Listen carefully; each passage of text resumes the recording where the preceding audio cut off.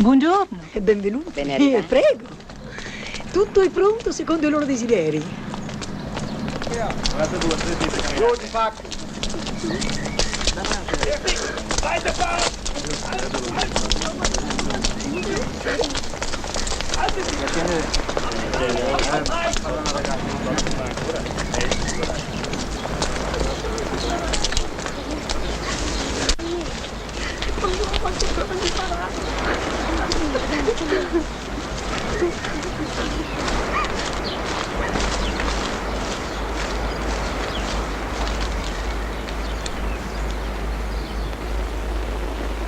Deboli creature incatenate, destinate al nostro piacere. Spero non vi siate illusi di trovare qui la ridicola libertà concessa dal mondo esterno. Siete fuori dai confini di ogni legalità. Nessuno sulla terra sa che voi siete qui. Per tutto quanto riguarda il mondo, voi siete già morti. Ed ecco le leggi che regoleranno qui dentro la vostra vita. Puntualmente alle 6 tutta la compagnia dovrà riunirsi nella sala detta delle orge, dove le narratrici a turno si siederanno a raccontare ognuna una serie di racconti su un tema particolare.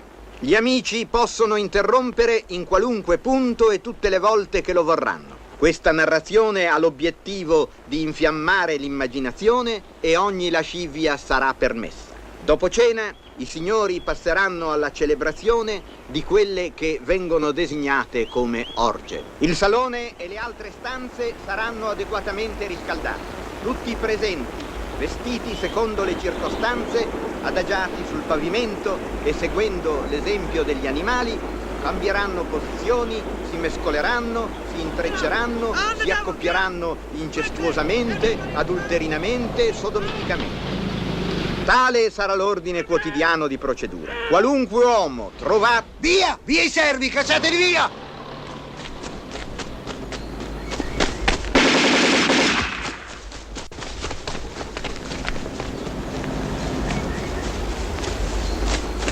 Qualunque uomo trovato in flagrante delitto con una donna verrà punito con la perdita di un arto. I più piccoli atti religiosi da parte di qualunque soggetto verranno puniti con la morte. Via! Dentro adesso! Portateli dentro!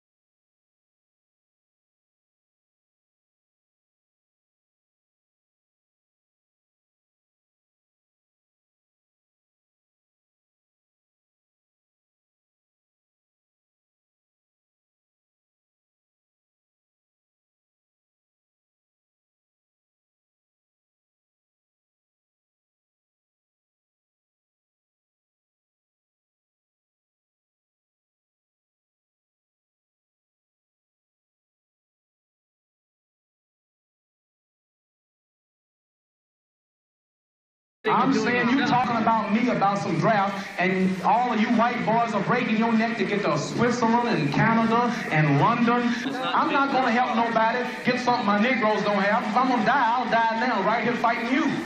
If I'm gonna die, you my enemy. My enemy is the white people, not Viet Congs or Chinese or Japanese. You my opposer when I want freedom. You my opposer when I want justice. You my opposer when I want equality. You won't even stand up for me in America for my religious beliefs, and you want me to go somewhere and fight, but you won't even stand up for me here at home. This is what this is what we're talking about. They don't want us to get a power here. It's nothing but a greeting. That's all. We can't wear our bracelets in the movie. How come? How come? It's illegal, they say. It's against regulation. They come down hard. We have to. All right, if you don't take it off before you come in the theater, you don't get in theater. You know, this is the way they do this thing. Right on. They said the afro was legal. Am I right or wrong? That's right. That's what they said, it was legal. We can sport an afro. All right. This man, there's a lot of brothers here. This man here has got an afro. This is an afro right here. Or somewhat of an afro. It's not big, no.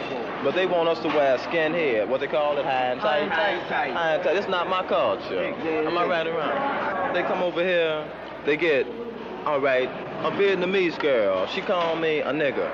A nigger, a Vietnamese girl. I know it's not part of their language. Can't nobody tell me that's part of their language. But I'm gonna go over here. The beast, you know that. See, we go over here, we fight. Okay, we fight to defend the water we drink, the land we grow our food on, and our way of culture. We also fight to protect Rockefeller's foundations. We fight to protect J.P. Kennedy's foundation. All these different kind of foundations that the black man can't partake of, you understand? And then we go back, we're continuously harassed. It's not necessary. This ain't what we heard, this is what we know. See, we've seen it from the bird's eye point of view. We are the people here now, see. We see it now. This ain't what we heard, you know. I know y'all haven't been out in the Ville. Now, just like you said, these Oriental people don't know how to where the word nigga came from or nothing. They have to learn how to speak it. You go out there in that Ville. The first time I come over here, I goes out in the Ville, I falls into one of these places, and I'm thrown out because I'm black, you know? Because I'm black. They don't like us. They say, we start trouble. Now, who done put this stuff in their mind? You know what I mean? The beasts came over here and brainwashed these people. We get out here and try to do our thing, and they wants to downrate us. Right on. Because we're black. Because the beasts came over here and told them that we ain't nothing but trouble. Right. Because we got a strong rapper and they scared we're going to take the women away. Right. You know what I mean? Well, wait a minute. Let me tell you something about down south. Let's say down here in July of this year right here, when the so-called the beasts, this is what we call them because they act savage and barbarous like animals. They pull M16s on us. We had a USO show on the 4th of July, okay? The people, it was a soul show, people might say, because most of the songs were black, okay? Because of this, coming from the club where they had the USO show at, we come in contact with all these beasts with M16 rifles and whatnot, pointing at us, threatening to kill us. All right, well, this was reported to the proper authorities. The officer today, he didn't do anything. What'd he say? Go hit the rack. A man that was in the opposing group, he threw a jar of cheese at the major. Nothing was done about that. But then again, when some of the brothers went and got their guns, you know, was going to get their smoke poles and use them. This is self-defense. Everybody come down on them. If I ever hear you going lock and loading your weapon again, you going, I'm going to lock you up. You'll be in jail from now. This kind of thing. You know, some more brothers know some more incidents. We don't get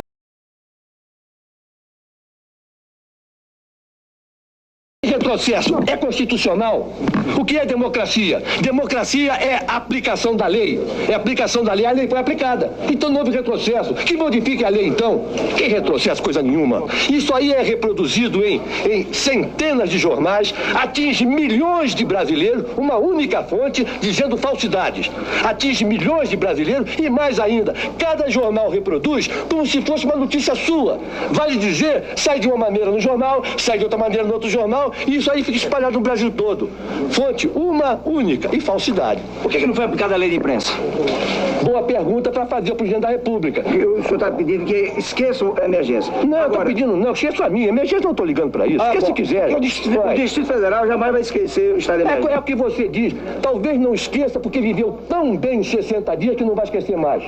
O que você sofreu?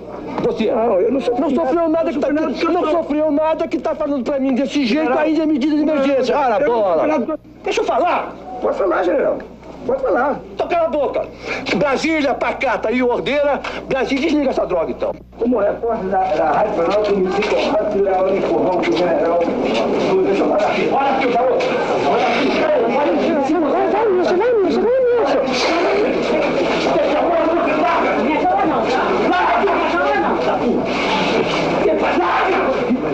Vem cá. Mete a mão, tá?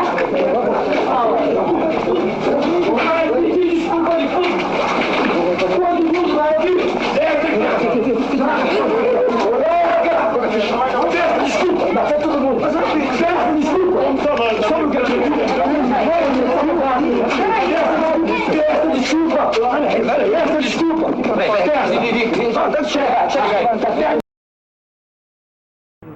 ¿Fue torturado también?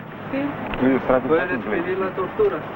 Sí, nosotros fuimos presos el 21 de noviembre a la noche.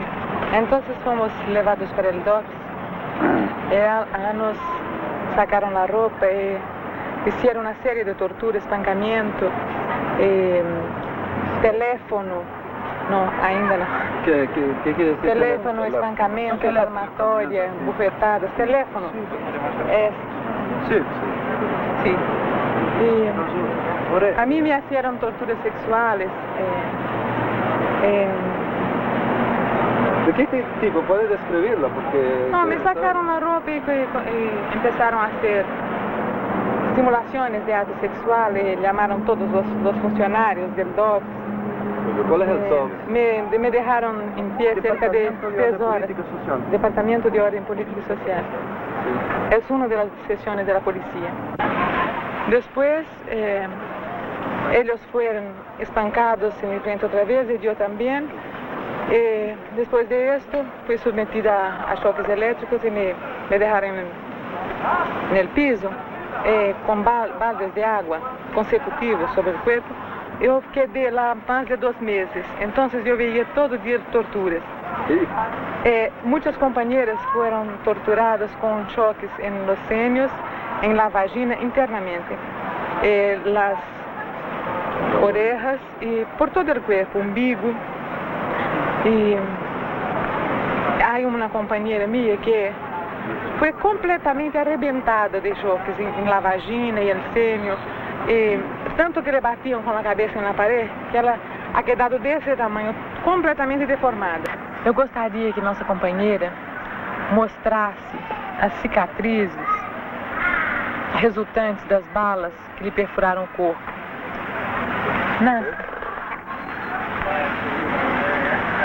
Uma bala nos pulmões, outra no fígado. Uma perfurou o pulmão e o fígado, né? Direito. ¿De dónde salió?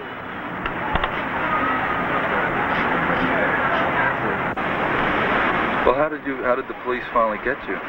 Well, we don't know exactly how they found us out, you see. They never explained it to us, and we never got to know exactly. But they surrounded our house one day at 5 o'clock in the morning. We woke up. There were 3 of us. We woke up with bullets through the windows. About 20 men, all of them with machine guns, rifles, 45 caliber pistols, things like that. And, well, then they invaded the house. I got shot in the lungs, the liver, the ribs, and the hand. And I lost my thumb. That's it. Here. Oh, God. Antônio Expedito Pereira, 40 anos, advogado, residente em São Paulo, preso há 2 anos. A acusação contra mim é de defesa dos presos, dos acusados políticos. Como na qualidade de advogado, defendi muitos que estavam nos cárceres da ditadura militarista brasileira. Então, a polícia e o exército, em um determinado dia, compareceram ao meu escritório e me prenderam. ¿Y qué dijeron la policía en este día? Que eu deveria contar a eles todos os diálogos, dizer tudo que os meus clientes me falavam, estivessem eles em liberdade ou estivessem eles presos. Como não falei, evidentemente, fui demasiadamente torturado. Toda a minha família foi torturada, inclusive minha filha de 10 anos de idade, que foi interrogada e torturada pelo exército. A minha mulher, que foi torturada na minha frente. 3 irmãos meus, sendo que um deles perdeu a audição de um dos ouvidos. A minha secretária particular e o meu motorista. Além de 4 clientes que se encontravam no meu escritório na ocasião da minha prisão. Pode descrever-nos a tortura, como foi? Sim, inicialmente eu fui levado para o quartel da Polícia do Exército em São Paulo e imediatamente despido, molharam meu corpo e eu fui dependurado em um cano, de cabeça para baixo, a partir das 10h30 da manhã até as 5 da tarde, quando perdi os sentidos, uma vez que um dos militares me introduziu na uretra um fio eletrificado. Aí perdi o conhecimento. Durante 30 dias, diariamente, fui torturado da mesma maneira, somente que 3 horas cada vez. 3 horas e meia. E sempre se faziam as mesmas perguntas. Apenas no primeiro dia não foram feitas quaisquer perguntas. Como me recusava terminantemente a falar, e como continuei me recusando sempre, a polícia e o exército começou a prender os meus parentes, como disse anteriormente, e a torturá-los na minha presença. Como foi torturado sua mulher e seu filho, e que perguntas faziam a polícia? A minha mulher faziam perguntas de quem eu recebia em casa, que visitas nós recebíamos e essas visitas o que conversavam. O tipo de tortura que ela sofreu foi o mesmo da tortura aplicada nas demais mulheres presas pela polícia da ditadura brasileira. Ou seja, aplicação de choques elétricos nas partes íntimas, principalmente na vagina, no bico dos seios, na boca e nas orelhas. A menina recebeu apenas palmadas. Ameaçaram-na de pendurar, mas felizmente isto não ocorreu. Desejavam saber se durante as visitas à minha casa, das nossas diversas relações, se ela conhecia determinadas pessoas e como ela também se recusasse a falar, evidentemente por estar horrorizada, perguntavam o que se conversavam. Evidentemente a menina não se recordou e não sabia, e assim ela permaneceu durante um dia sob a ameaça e o terror dos oficiais. O oficial brasileiro que a interrogou foi o capitão Pivato. Então, seu crime atualmente foi nada mais que defender outras pessoas. E por isso foi torturado. Correto. Porque não fui torturado pela acusação de eu defender, mas eu fui torturado para que dissesse o que os meus clientes falavam comigo, que tipo de assuntos eles tinham e o que me haviam revelado nessas conversas. Tinha temor? Não. Porque eu tinha ainda moralmente uma posição muito firme, porque qualquer lei em qualquer país proíbe que o advogado, que o médico, que o padre digam o que conversam com seus respectivos clientes, com seus dirigidos espirituais. Nós podemos dizer, em termos de democracia do Brasil, que só existe uma democracia no Brasil, que é a democracia da tortura. Tortura-se todos. Torturam-se desde os mais pobres aos mais ricos, desde as crianças até as pessoas velhas. A única democracia que existe no Brasil é esta. Não é bem uma democracia, é mais o igualitarismo. É o igualitarismo da tortura. Meu nome é Fray Tito de Alencar Lima. Eu tenho 25 anos de idade.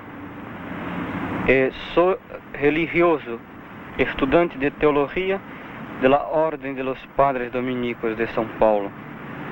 E você é um cura, um sacerdote? Não ainda, pero eu esperava fazer minha profissão solene e receber a ordem sacerdotal quando fui arrestado por o Esquadrão da Muerte de São Paulo a 4 de novembro de 1969 em São Paulo, em meu próprio convento. E como ocorreu esta? Ocorreu que, através de uma batida policial a meu convento, O Esquadrão da Muerte me arrestou e me conduziu para o DOPS de São Paulo.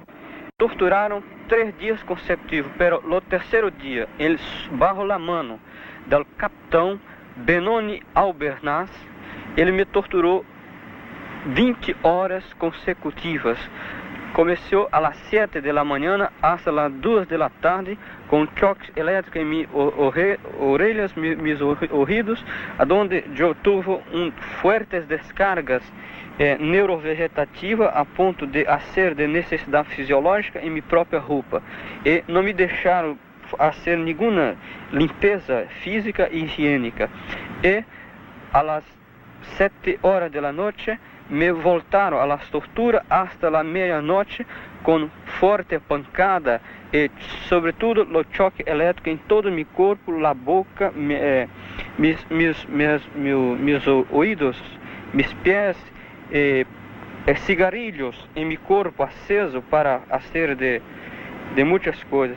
Pero no quarto dia, sabendo que eu volveria à tortura, eu tentei a morte cortando meus pulsos esquerdo, uma cicatriz acá, cortando as venas de meu braço, numa tentativa de poner ao fim alterno a tortura e poder fazer assim uma denúncia verdadeira de que o Brasil não é mais o país somente do samba, do futebol, de Pelé, mas é também grande campeão da tortura, em que se negou na prática toda a liberdade de expressão, incluso a liberdade da religião. O próprio diretor da Operação Bandeirante, o capitão Dalmo e também o major Valdi, me ha dito que a igreja é uma força muito grande e que precisa ser combatida, pero tiene que torturar os sacerdotes para que eles aprendam.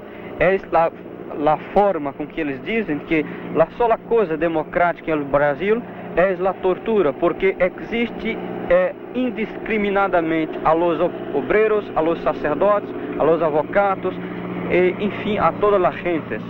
Como se chama você? Qual é seu nome? Manuel Dias Nascimento, ex-dirigente sindical de Sindicatos Metalúrgicos de Osasco, 27 anos. E você? Qual é seu nome? Jovelina Antonella do Nascimento. E sua idade, por favor? 33 anos. E o que passou depois da sua... كان يلمنا انه نسال شباب، حد داري فينا، حد سائل فينا، عالم يتحرك حوالينا، حد بيطالب بينا، فيش شيء، ما حدا نسال عن دولنا العربية الكبيرة. كان كل املنا قد ما احنا غبيين، اخر ما يعني قبلنا فيه احنا انه نتمنى من الاردن من مصر بس تدوا السفير تبعهم، بس شوف حلمناها كل حلمنا كان شغله تافهه وملاش معنى. يمكن تكون هي شغله انه بكره الجمعه شو رايكم في ممكن يصير مسيرات ضخمه في الوطن العربي، ممكن يتغير، ممكن يتحرك.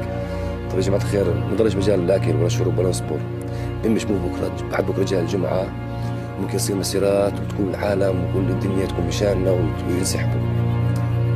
يجي الجمعه ويجي السبت ويجي الجمعه ويجي السبت.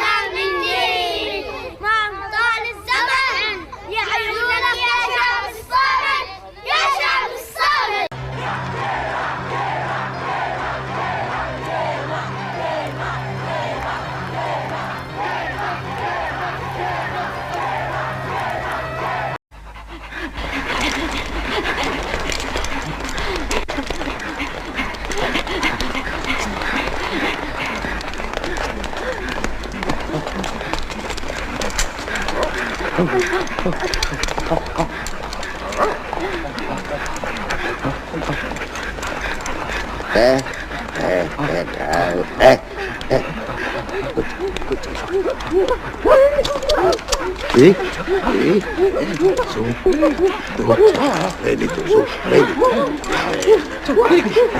Mangia, tu. Brava. Mangia, su, su. Bene, brava, ecco. Così, mangia. Di questo. Brava. Bravo.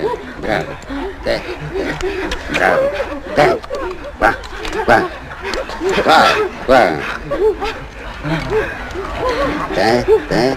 Mangiate, bravi. Su, mangia anche tu. Mangia!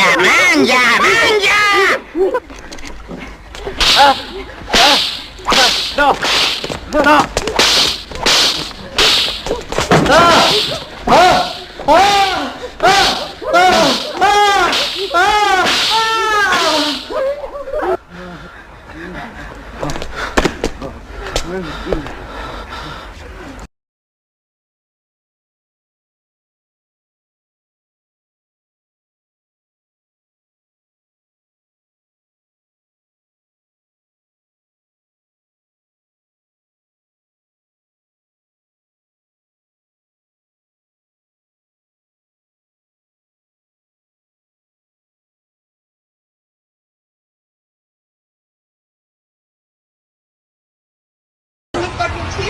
What's this other jet doing? What's this other jet doing?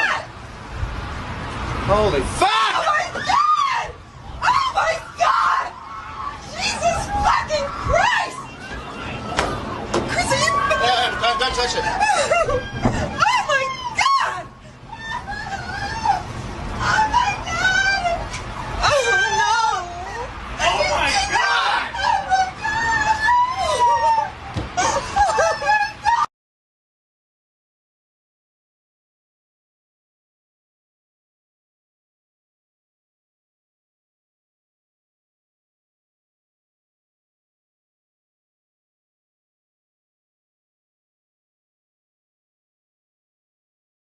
Television antenna on it, and the restaurant windows on the world is in that tower. The other one is the one with the observation deck. At this point, the Associated Press with a story that says there is no report of any casualties, without jumping to too many conclusions, looking at the extent of this damage and knowing how well populated that building is at that. Oh, now there's another explosion.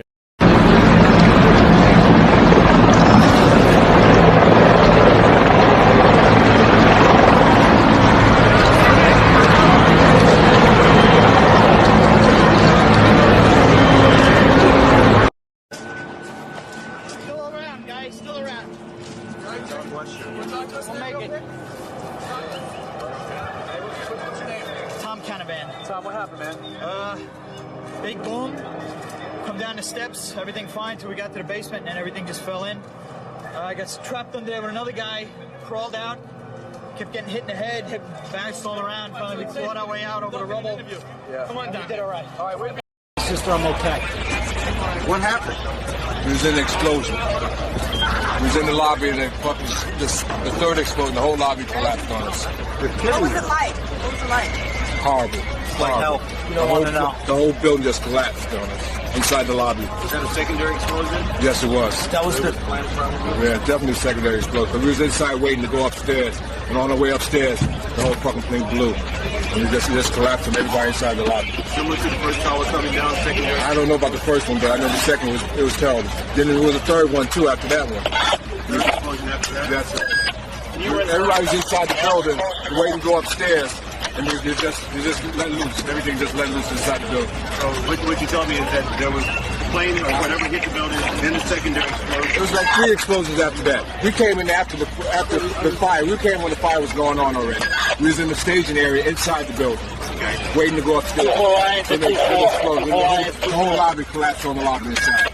And just mayhem after that? Just man, everybody tried to make their way out. Help all the brothers get out. A lot of people trapped inside. I was sitting in the Brooklyn Navy on Brooklyn. We watched the first explosion. As we were watching the building, we saw a black, very large airplane fly right into the second building. It came out of the south, right in front of our eyes. Just, it was so surreal, like a movie set. Second and third explosions also, right? We were in the building for the third one. It collapsed. We were on this drive here for the other one. Beg your pardon? I'd say like 50% of what the units that were on scene. A lot of people in that building. Take off your jacket. Open up your jacket. Everything was going as planned. Units were arriving and being sent to work.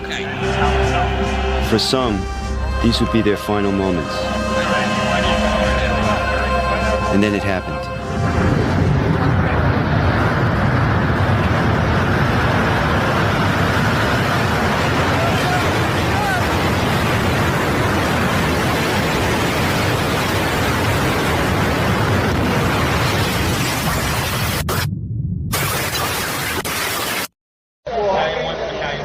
And he's on the radio.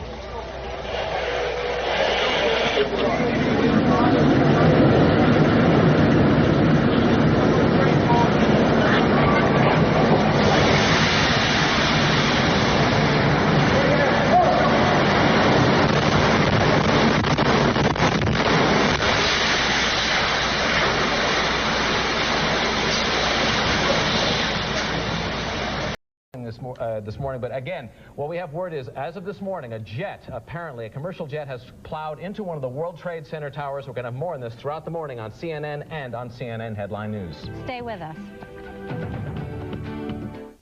In the next 15 minutes, a crisis will begin, another will end. Fortunes made and lost. Where do you stand? In the next 15 minutes, there will be victory and defeat. Storms will rise, skies will clear. Where will you be? Now, get the news you need. Headlines, finance, sports, and weather when you need it. In the next 15 minutes, CNN Headline News. Real news, real fast.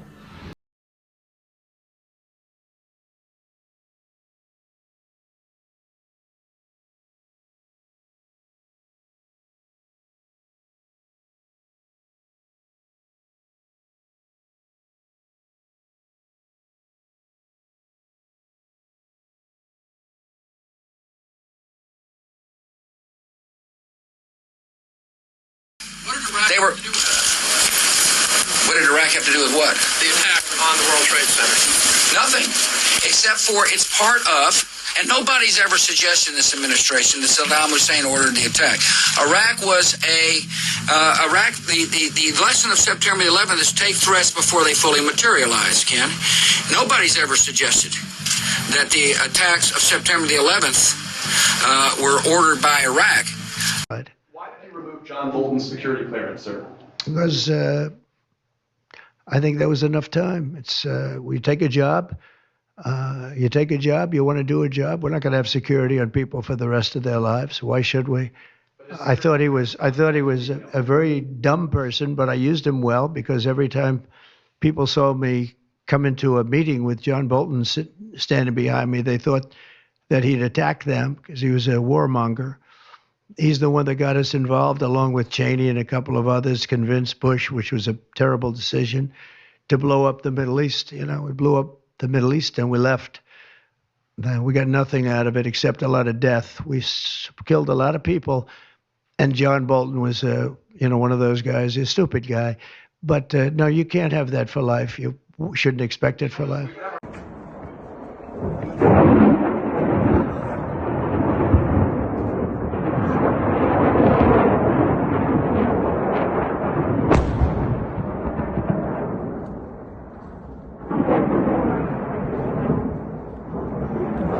Pentagon authorizing precision military strikes on 5 facilities in Iraq and in Syria belonging to an Iranian-linked militia. This decision following a rocket attack in northern Iraq last week, which killed an American defense contractor. For more, we turn to White House correspondent Kevin Corke, who's traveling with the president in West Palm Beach, Florida. This was a defensive action designed to protect American forces and American citizens in Iraq, and it was aimed also at deterring Iran. The silence of the strike's recordings belie their power and precision. But their message to Tehran was certainly loud and clear. In all, 5 targets in Iraq and Syria were hit by the U.S. on Sunday, targets controlled by an Iran-backed militia, a measure of revenge, said U.S. officials, for the death of an American contractor who was killed in a rocket attack last week. This administration made a fundamental shift from where President Obama and his team were. We took a very different direction. We've put enormous pressure to deny resources to Hezbollah, to try and deny resources to Shia militias like the ones that came after an Iraqi facility in Iraq yesterday, where there were Americans working to counter ISIS. The strikes hit 3 locations in Iraq, 2 others in Syria. And while a U.S. response to an attack that kills Americans is not uncommon, Sunday's retaliation targeting Iranian proxies has renewed concerns of a possible escalation of hostilities, one that could lead to a proxy war with Iran or worse. We are warning the United States, as we warned before, that their illegal presence means they are standing against the Iraqi people, and the Iraqi people have the right to confront them with all types of resistance. A resistance that's seen the Iranians lean more heavily on China and Russia, both of whom recently conducted naval exercises with Tehran, which continues to insist that the U.S. presence in the Gulf creates insecurity in the region. Still, its relationship with Iran presents a unique challenge for the Kremlin and its relationship with the United States, because while Tehran remains a reliable strategic partner and bulwark against American interests in the region, its undeniable link to terrorism is something Moscow, ironically, partners with the U.S. to fight.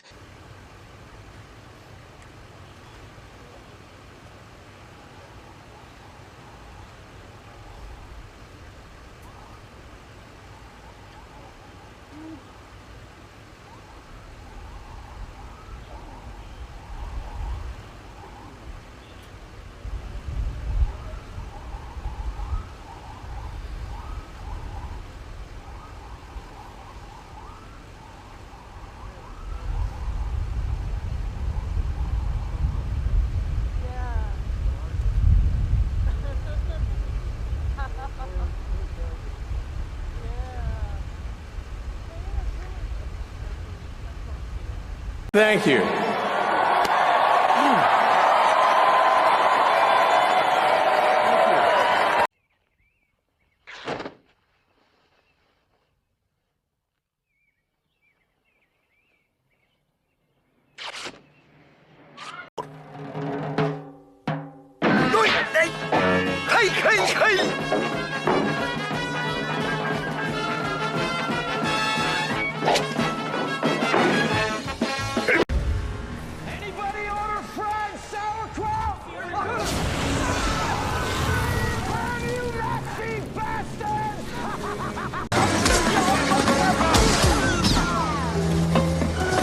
You support the freedom-loving attempts of the peaceful marchers in Alabama and these places? You don't get freedom peacefully. Freedom is never safeguarded peacefully. Anyone who is depriving you of freedom isn't deserving of a peaceful approach by the ones who are being deprived of their freedom.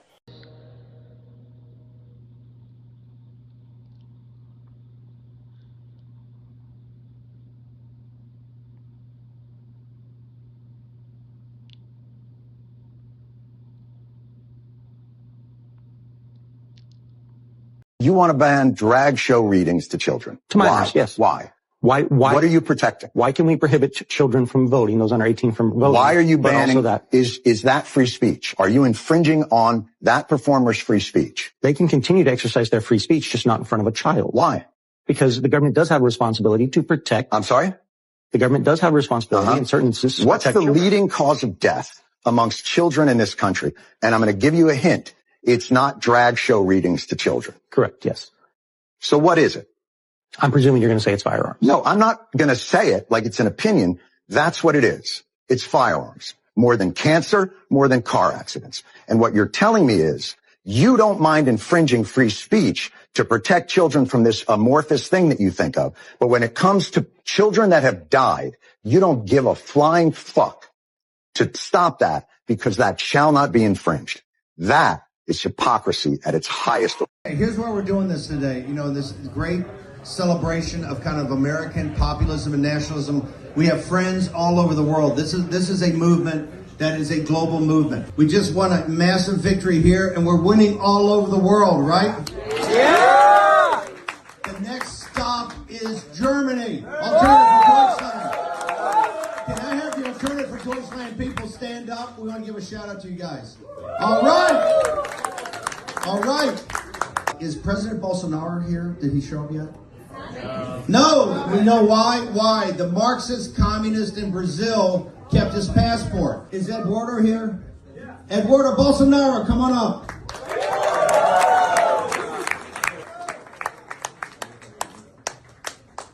Okay. This is one of the most important individuals in our sovereignty movement of the entire world.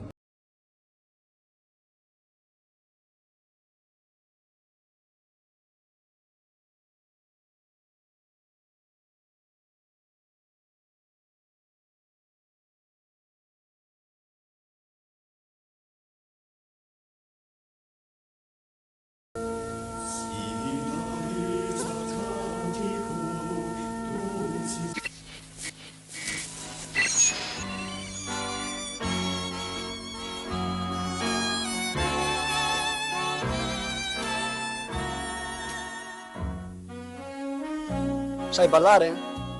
No. Dai, proviamo. Proviamo un po'.